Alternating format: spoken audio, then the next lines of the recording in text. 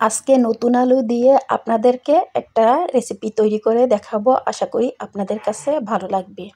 আসসালামু আলাইকুম everyone, welcome back to my channel. আজকে আপনাদেরকে নতুন আলু দিয়ে যেই রেসিপিটা তৈরি করব, এটা কিন্তু আপনারা রুটি, পরোটা বা ভাতের সাথেও কিন্তু খাওয়া যায়। এখানে আমি দিয়ে দিয়েছি সয়াবিন তেল 1/3 কাপ পরিমাণ। এখানে সয়াবিন তেল দিয়ে দিয়েছি আস্ত জিরা। জিরাটা আমি হাফ চা চামচ দিয়েছি। জিরাটা লো হিটে গরম করে নিয়েছি। জিরা থেকে যখন সেন্ট বের হয়ে যাবে, দিয়ে দেবো এখানে কুচি করা রসুন। কুচানো রসুনটা একটু বেশি পরিমাণেই দিচ্ছি। রসুনটা দিলে সেন্ট ভালো আসে আর খেতেও কিন্তু ভালো লাগে। এখন আমি রসুনটাকে কিছুক্ষণ ভেজে নেব, যতক্ষণ পর্যন্ত রসুন থেকে একটা সেন্ট না বের হচ্ছে আর একটু গোল্ডেন ব্রাউন না হচ্ছে।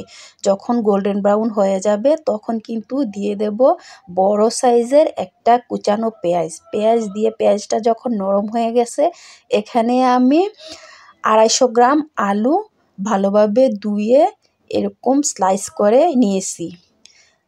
এ পর্যায়ে কিন্তু রসুন পেঁয়াজের সঙ্গে আলুটাকে ভালোভাবে মিক্স করে রান্না করে নেব 2 থেকে 3 মিনিট। 2-3 মিনিট পরে আবারও নিচ থেকে নেড়ে দিচ্ছি যেন নিচে লেগে না যায়।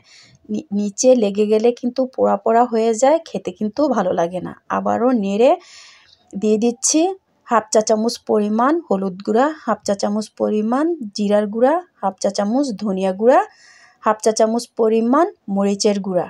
দিয়ে দিচ্ছি স্বাদ মতন লবণ।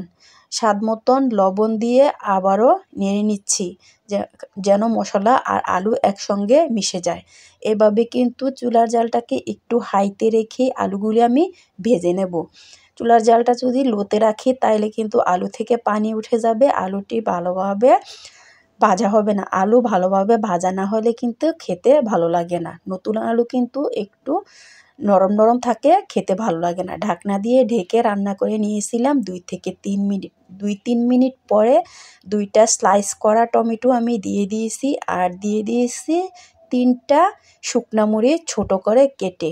শুকনা মরিচটা জাল হওয়ার জন্য এখানে আমি মরিচ দিয়েছি। আপনারা চাইলে মরিচটা বাদ দিতে পারেন, আর কেউ চাইলে কাঁচা মরিচও কিন্তু দেওয়া যায়। এখানে আমি 2টা টমেটো দিয়ে দিয়েছি। টমেটোটা দিলে একটু টক টক লাগে আর খেতেও কিন্তু ভালো লাগে। তরকারির টেস্টটা যেমন বেড়ে যায়, কালারটাও কিন্তু তেমনি দেখতে সুন্দর হয়। এভাবে চুলার জালটাকে মিডিয়ামে রেখে আলুটাকে কিছুক্ষণ ভেজে নিচ্ছি। আলুটা যত ভাজা ভালো হবে তত কিন্তু তরকারিটা খেতে টেস্ট হবে। যখন আলু ভাজা হয়ে গেছে, দিয়ে দিচ্ছি এখানে হাফ কাপের চেয়েও কম পানি।